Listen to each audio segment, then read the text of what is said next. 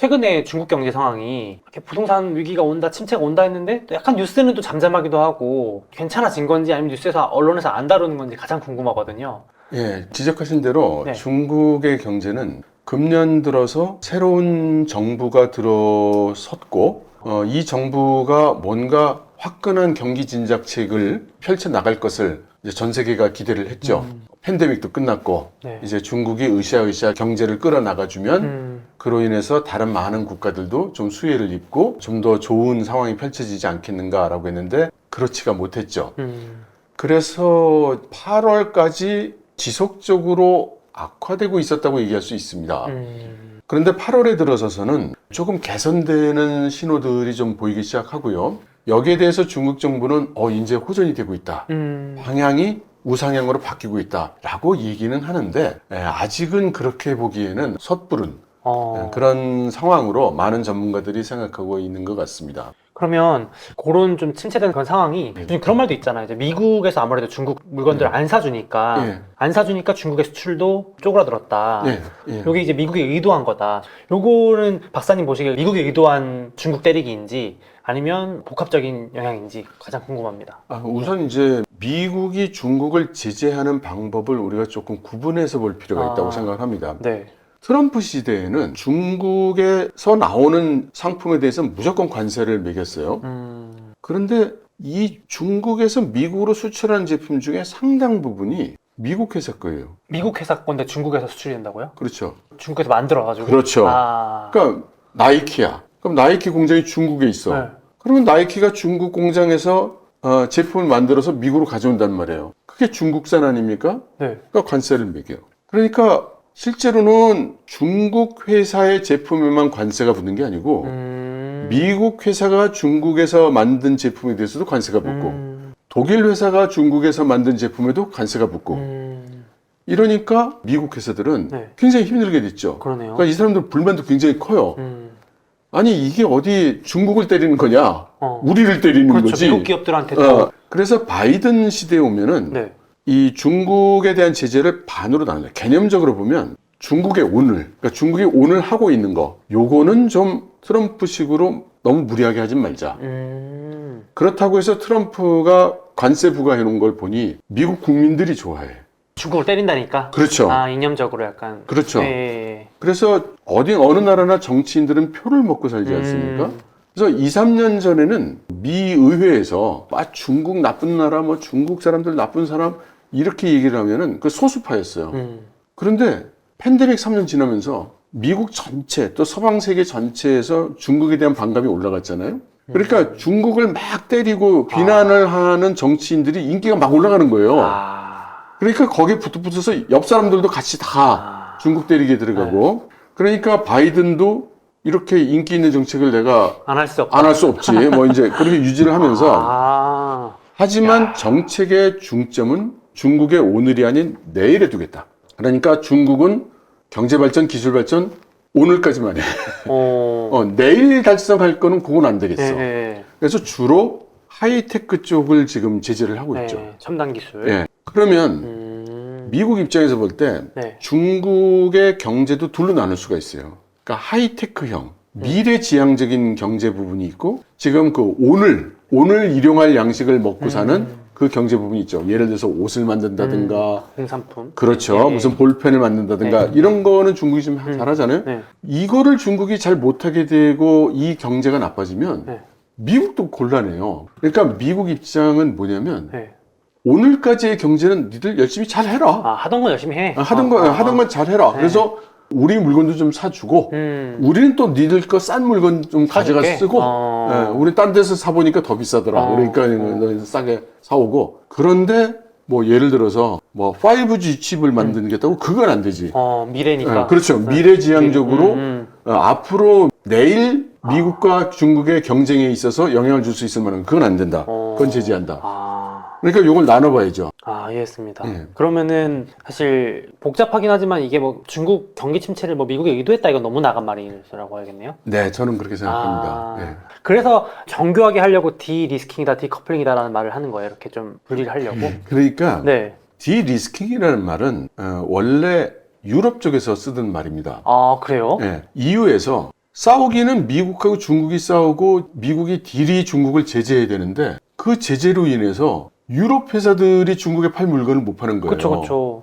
그래서 이념적으로 볼 때 유럽은 미국 편이기 때문에 동조를 하고 지켜주긴 하는데 근데 왜 우리가 계속 이렇게 손해를 봐야 되는 그쵸. 거지? 그러면 미국이 거기에 대해서 뭔가 보상을 그렇죠. 하든지 보상을 해줘야죠. 근데 그런 것도 없죠. 그래서 유럽이 네. 이제 미국한테 자꾸 그 어필을 하는 거예요. 아니 우리가 이렇게 적극 협조를 하는데 아니 그러면 우리는 계속해서 우리 경제에 피해를 입고 그래야 된단 말이냐. 이건 아니지 않느냐. 그래서 네가 뭘 하려는지를 안다. 그래 하이테크 중국이 막 앞서고 그러는 거 우리도 중국이 그러는 거 원하지 않아. 그러니까 그쪽은 같이 그 제재를 하자. 아, 동참할게. 네. 근데 그거 빼고는 우리 장사할 수 있게 다 풀어줘야지. 이거 분위기를 이렇게 만들면 안 되지. 그래서 중국을 배제한 경제라는 것은 생각하기 어렵다는 말을 EU에서 아주 그 반중으로 유명한 정치 지도자들도 장사는 해야 된다. 중국하고. 반중이더라도. 네, 반중 연사들도 그렇게 얘기를 해왔어요. 네. 그래서 그 개념을 표현한 말이 디리스킹이었어요.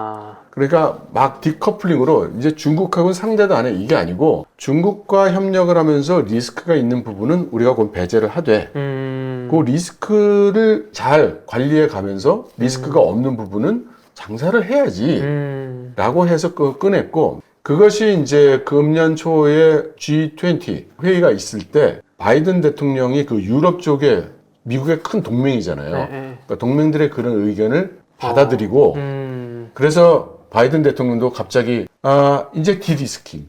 디커플링 아니고 디리스킹. 말 바꾼 거구나. 그러면서 이제 우리 미국이 중국과 관계가 전환이 될 것이고 우리 다시 비즈니스를 하게 될 것이고 뭐 이런 발언을 한 거죠. 근데 중국은 네. 여기에 대해서 뭐라고 했냐면 디리스킹이고 디커플링이고 똑같다.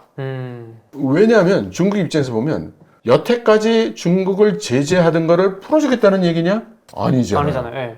달라진 게 없네요. 그럼 여태까지 장사할 수 있었던 것들이 뭐 못하게 되냐? 그것도 아니고. 그것도 아니에요. 그럼 여태까지 장사할 수 있던 거 장사하고 여태까지 장사할 수 없던 거 못하고 뭐가 달라는 거야? 네. 그래서 뭐 이건 말장난이다. 그렇죠. 중국 입장에서. 중국 입장에서는 그렇게 얘기하는 거죠. 아무래도 얼마 전인가 최근에 보니까 뭐 어떤 기사에서 호주에서 뭐 몇 년치를 분석해봤는데 절대 중국하고는 분리될 수 없다라는 결론을 막 내렸다 이런 기사 나오더라고요. 그러니까 이게 참 요즘은 그 탈세계화라고는 하지만 너무 깊게 얽혀 있어가지고 이게 참 떨어지기는 쉽지는 않은 것 같습니다. 근데 이런 상황에서 또 요즘에 궁금한 거는 뭐 중국이 이런 미국의 정책 때문에라도 또 복합적인 이슈 때문에 잃어버린 뭐 30년 일본처럼 이런 길을 똑같이 걸어갈 수 있다 중국이 이런 우려도 있는데 이 부분은 혹시 어떻게 박사님 생각하실까요? 저는 중국이 큰 어려움을 겪을 것은 틀림없지만 일본의 그 잃어버린 30년과 같은 그런 재판이 될 거라고도 생각이 되지 않습니다. 그 이유는 중국이 그 일본의 잃어버린 30년을 국가적 차원에서 많이 연구 분석을 했어요.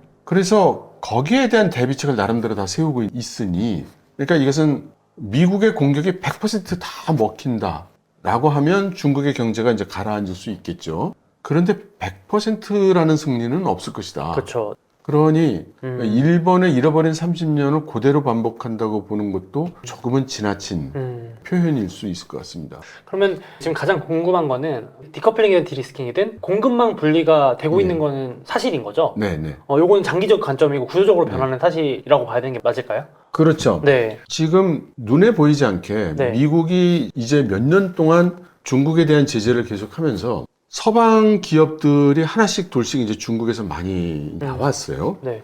그런데 그게 그 효과가 이제서 일어나고 있는 겁니다.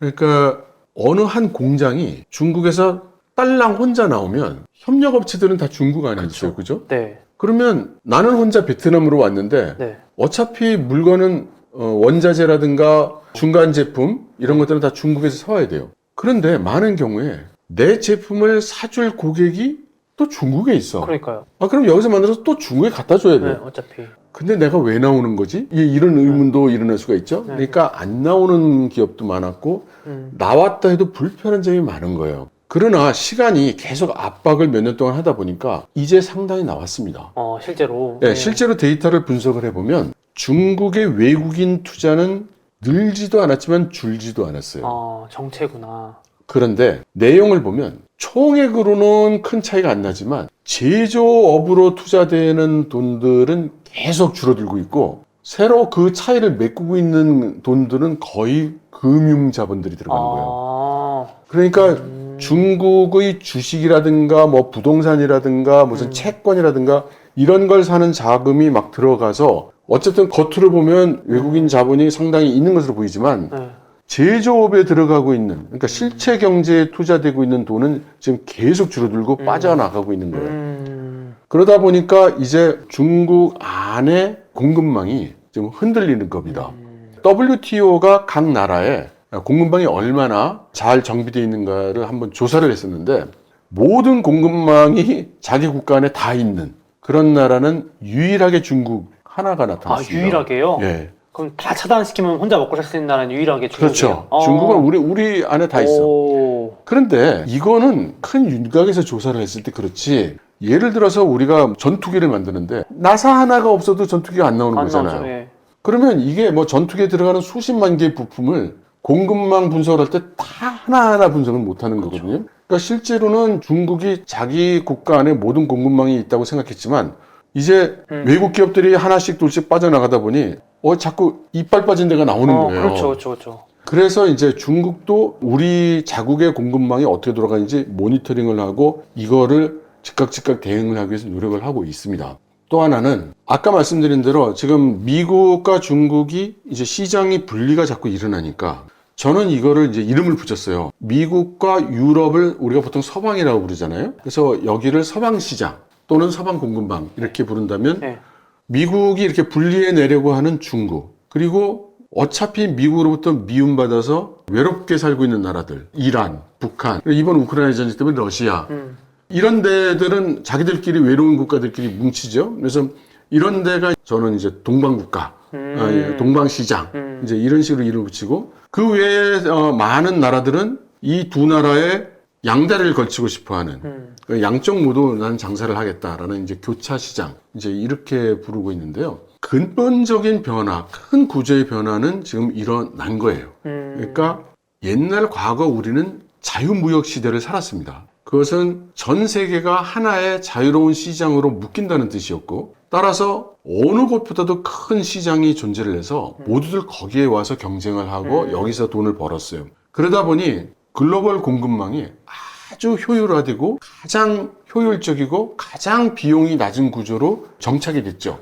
그런데 이걸 인위적으로 이제 디커플링을 하다 보니 이게 분절이 일어나고 그러다 보니까 이게 조정이 되는데 재배치가 되는데 이 과정에서 비용이 올라가고 공급망의 효율이 떨어지고 이제 이런 상황이 계속 발생해 온 거고 근데 우리는 이 팬데믹을 몇 년 지내면서 팬데믹의 효과로 그 뒤편에 진행되고 있던 이 큰 흐름을 우리가 미처 잘 인지를 못한 거죠. 그러니까 저희는 팬데믹 이후에 이런 변화가 왔다고 생각하는데 이미 물밑에서는 팬데믹 이전부터 진행되고 있었는데 그렇죠. 팬데믹 이전부터 씨앗이 뿌려졌고 팬데믹 기간 동안 계속 진행이 되고 있었죠. 그러니까 지금은 어떻게 되느냐. 과거에 비해서 전 세계의 공급망들이 효율도 떨어지고 비용도 올라갔어요. 그러니까요. 그래서 어떤 결과가 나오느냐. 상품들의 원가가 다 올라가고 있는 중입니다. 그럼 상품의 원가가 올라가면 가격이 오르겠죠? 그렇죠. 그러면 인플레가 되겠죠? 가장 대표적인 국가로 미국의 인플레이션은 계속 일어나는 거예요. 그러니까 미국은 인플레이션을 잡자고 다시 고금리 정책을 취하고 있고 우리나라도 물가는 계속 오를 거예요. 전 세계가 물가가 계속 오를 겁니다. 그럼 가격이 오르면 어떻게 되겠어요? 수요가 줄어듭니다. 비싸니까. 그래서 전 세계 무역량이 줄고 있어요. 근데 이게 왜 잘 인지를 못하냐면 무역 금액을 기준으로 해서 보면 큰 이상이 보이지 않아요. 총 금액은 비슷해요? 금액 베이스로는 별로 변화가 없어요. 그런데 물량 베이스를 보면 감소를 하고 있어요. 그러니까 아까 말씀드린 대로 가격이 올라가니까 물량은 줄었는데 가격은 비싸져서 이 교역 규모로 금액으로 따지면 큰 변화가 느껴지지 않는 거예요. 제가 봐도 막 택배 박스 회사들이 막 힘들다고 왜냐면 택배 박스가 곧 물량이잖아요. 근데 그건 줄어드는데 말씀하셨죠. 인플레 이제 가격은 다 올려가지고 예. 파는 그 전체 금액들은 또 크게 차이가 없어 예. 보이는 예. 그런 상황이네요. 그렇죠. 아. 그러니까 전 세계 컨테이너 물동량을 보면 줄고 있어요. 줄었는데, 예. 아. 그리고 운수 회사들의 수입도 줄고 있고. 그러니까요. 그러나 그 무역 금액 총액으로 보면은 네. 큰 변화가 없는 거죠.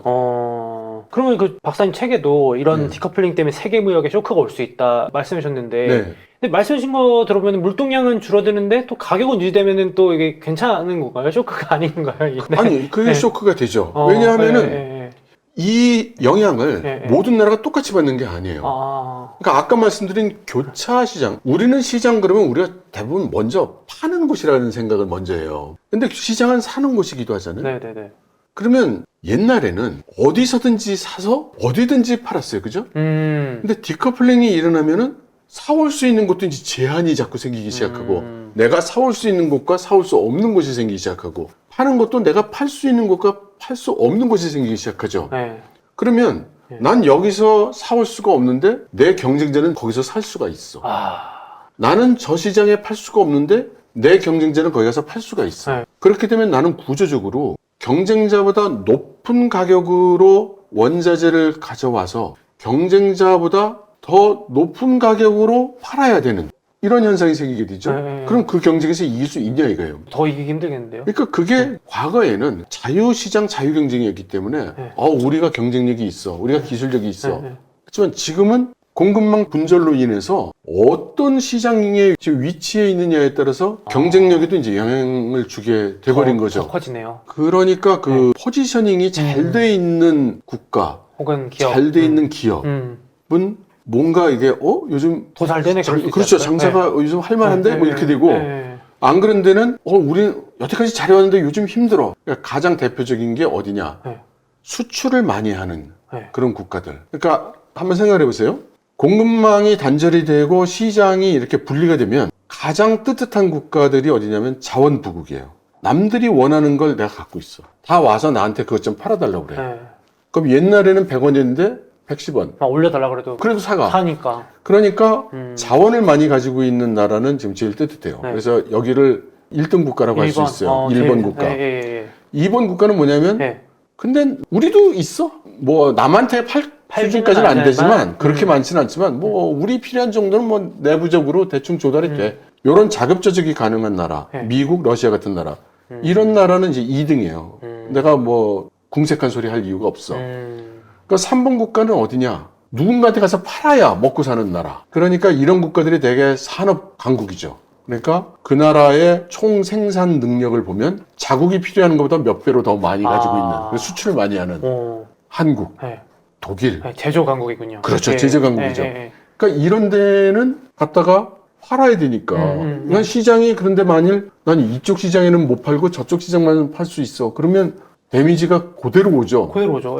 여기에 최악의 상황은 뭐냐면 나는 바깥에 수출해서 팔아야만 먹고 살 수가 있는데 원자재며 이런 거 수입해 오는 것도 옛날에는 여기저기 다 살 수 있었는데 지금은 이쪽에서 못 사오고 저쪽만 살 수 있어. 이러면 경쟁자보다 경쟁력이 떨어질 수밖에 없겠죠. 그러니까 이게 4등 최악의 상황. 그런데 유감스럽게도 대한민국은 이 최악의 상황에 처해 있는 국가라고 할 수 있다. 그래서 이게 개별 기업이 뭘 어떻게 한다고 해결될 수 있는 조건이 아니고 글로벌로 이 판이 이렇게 짜져가고 있기 때문에 이거를 좀 인지를 해야 된다. 그래서 큰 구조가 이렇게 바뀌고 있으니 이거는 뭐 예를 들어서 다음 달이 되면 좀 나아지지 않을까 이런 게 아니고 앞으로 상당 기간 동안 계속 영향을 줄 수 있는 그런 구조적 요인이라는 거죠. 그러니까 말씀하신 대로 뭐 한국의 기업이 예전에는 중국하고 미국하고 다 중간에서 잘 팔았는데 이렇게 단절되면은 뭐 중국에서 사오기도 힘들고 뭐 팔기도 힘들어질 수도 있고 뭐 이렇게 한쪽을 선택해야 되고 더 힘들어진다는 거죠. 그렇죠. 근데 여태까지 거의 제가 알기로도 한국에서도 기업들이 뭐 중국 반 미국 반 이랬는데 통계적으로 보면은 이러면 극단적으로는 한 시장을 잃게 되는 거 아닌가요?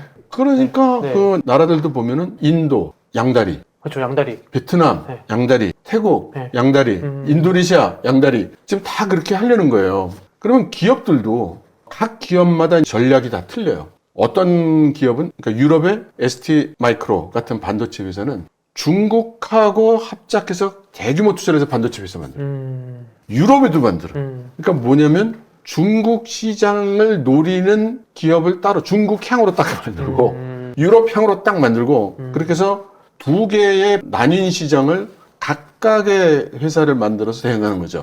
이런 데도 있고 지금 그 중국의 온디밴드 패션 회사가 있거든요. 쉐인이라고. 엄청 핫하다고 들었어요. 예, 아주 핫하죠. 그러니까 걔네는 중국 내에 아주 조그만 그 중소기업들 이런 옷을 아주 싸구려를 많이 만드니까 그 중에 이제 해외 마켓에서 팔릴 수 있을 만한 거를 소량을 딱 올려놔 봐요. 자기네들 온라인 플랫폼에. 팔린다 싶으면 대량 주문을 해서 팍 그때 이제 파는 거예요. 근데 이 쉐인이 보니까 자기들이 중국 회사니까 이제 미국이나 유럽 고객들이 중국제 사줘야 돼? 같은 값이면 중국제 안 사고 싶은데 이런 경향이 나오니까 본사를 옮겼어요, 싱가포르로. 그래서 국적 세탁이 됐어요. 이제 우리는 중국 회사 아니야, 싱가포르 회사야. 그러니까 그런 식으로 중국 회사들도 지금 베트남이나 아시안 국가로 지금 많이 나와요. 그렇게 해서 양다리를 거치려고 하는 거예요. 근데 우리나라 같은 경우에는 지금 우리 정부가 우리는 서방 시장 쪽이라고 선언을 완전히 했죠. 그리고 이제 동방시장, 중국, 러시아 너희들하고는 안 논다는 물론 뭐 선언을 한 건 아니지만 그런 암시를 계속 해왔잖아요. 그러니까 중국 같은 나라에서 볼 때 예를 들어서 볼펜 이런 거 한국 거 사도 돼. 근데 이제 국가 산업적으로 중요한 핵심 제품 같은 거 그런 건 못 사죠 이제 한국에서. 안 사주는 거예요? 그러니까 아니 안 사준다기보다 네. 못 사는 거죠. 못 사요. 네. 여차하면 그게 다 자기들의 약점이 될 텐데 그걸 어떻게 서방 시장에서 사올 수가 있어요. 애초에 공급망을 이제 아예 바꿔버리는구나. 그렇죠. 네. 그래서 과거 몇 년 동안 중국이 한국 정부에게 양국의 산업 공급망을 같이 사서를 한번 맞춰보자는 제안을 몇 차례 했었던 거죠. 그래서 이제 박사님께서는 책에서 대한민국 경제위기 배후가 디커플링이다. 이게 간단히 볼 문제가 아니다. 말씀하신 건가요? 그렇습니다. 그래서 큰 조류가 이미 바뀌어서 구조적 변화가 일어나는 걸 우리가 인지하고 그 위에 이제 물결이 막 넘나드는 걸 보면서 아, 요번 달에는 이런 일이 일어났고 다음 달에는 이런 일이 날 것 같구나. 이렇게 생각을 해야 되는데 우리는 큰 조류가 지금 예를 들어서 조수간만의 차이가 지금 일어나고 있다는 거를 생각하지 않은 채 이제 물결이 크게 치나 봐. 물결이 올라오고 있어. 뭐 이런 식으로 해석하면 안 되지 않겠느냐. 이제 그런 말씀을 드리는 거죠. 말씀 들어보면 상당히 두렵기도 한데 좀 어떻게 마음을 먹고 대비를 해야 될까요? 이런 상황에 대해서. 유감스럽게도 이게 무슨 개인이나 무슨 개별 기업 차원에서 어떻게 할 수 있는 문제는 아닌 것 같아요. 그래서 일단은 사실은 정부의 역할이 가장 중요하다고 생각을 하고 그래서 저는 몇 차례 이런 기회에서 이야기를 했는데요. 뭐가 됐든지 정부가 어떤 전략을 좀 내놔라. 그러니까 우리 기업들이 어떻게 해야 좋은지 가이드라인이라도 던져주라. 그러면 적어도 정부의 입장이 분명해지니까 불확실성이 많이 줄어들지 않는가. 차라리 노선을 기면 기다 아니면 아니다. 이렇게 차라리. 그러면 그 상황이 우리 회사에 잘 맞는다고 생각되면 아이고 다행이다 이럴 수 있고 우리 입장하고 전혀 상치가 되는데 그럼 나는 어떻게 해야 되지? 하고 이제 구체적으로 따져볼 수가 있잖아요. 그 얘기하는 거고 정부가 그러지 못하고 있으면 그 차선책으로 우리나라에도 많은 전문가 연구기관들이 있잖아요. 뭔가를 내줘야 된다. 역할을 해줘야 된다. 이런 말씀을 드리고 싶고 참고로 말씀드리면 그 일부 우리나라 대기업들은 지금 이런 리스크를 인식하고 지금 대응책에 부심을 하고 있어요. 그런데 아주 큰 회사 같은 경우에는 그런 작업을 할 수가 있지만 중소기업이나 소기업 같은 경우에는 어떻게 하겠어요. 그래서 이게 조금 우리 사회 전반적으로 좀 어떤 공감대가 있어야 되지 않느냐. 하여튼 전 그런 답답한 생각이 좀 있어서 이제 그런 디커플링과 공급망 전쟁이라는 책도 쓰게 된 거고요. 그래서 기업을 하시는 분들, 그 기업 규모가 크든 작든 한번 좀 보시고 참고를 삼으셨으면 해요. 알겠습니다. 만약에 내년에 미국 대선에서 이렇게 판이 뒤집혀가지고 다시 뭐 예를 들어서 트럼프 쪽이 되면 이런 디커플링이 다시 원복될 수는 없을까요? 넘을 수 없는 강을 건너버린 걸까요? 이미? 그러니까 사실은 트럼프가 해오던 정책을 바이든이 뒤집은 게 없어요. 그렇게 봐야 되는군요. 바이든이 트럼프가 하던 제재에 추가해서 제재를 했죠. 뭐 하나 풀어준 건 없군요. 그렇죠. 사실은 그런 게 없죠. 그러니까 그럼 트럼프가 그러면 바이든의 기술 제재를 그러면 철회할 거냐?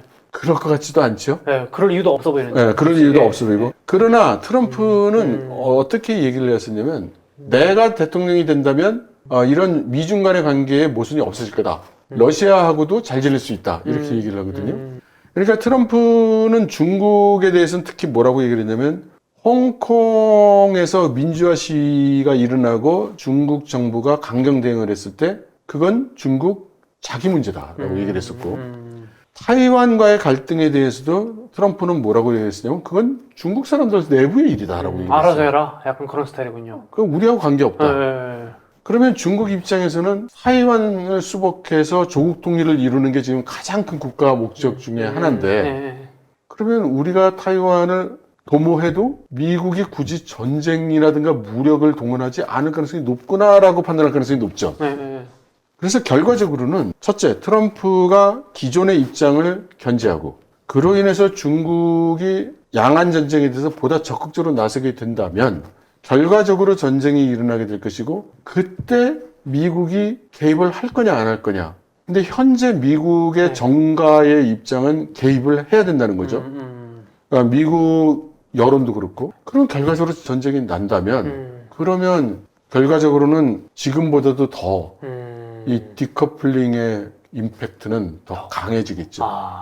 그래서 마지막으로 이번에 신간이 나왔잖아요. 예. 그래서 어떤 구독자분들께서 이런 디커플링과 공급망 전쟁 예. 이 책을 보면 좋으실지 소개해 주시면 감사하겠습니다. 예. 네. 사실 그 네, 디커플링 그리고 공급망의 갈등은 우리나라의 모든 경제 활동을 하는 분들한테 영향을 줄 거예요. 그런데 특히 대외적인 접촉이 많은 무역을 하신다거나 또는 해외에 공장, 생산 법인이 있다거나 또는 해외의 제조업체로부터 무역을 하시는 분이라든가 또 무역상에 있어서 이 화물 운송 이런 하시는 분들이라든가 모두 영향이 있을 겁니다. 맞습니다. 그리고 이런 분들 모두 특히 현재 중국에 진출해 있는 그런 기업이라면 한번 꼭 좀 보시면 도움이 되실 거라고 생각합니다.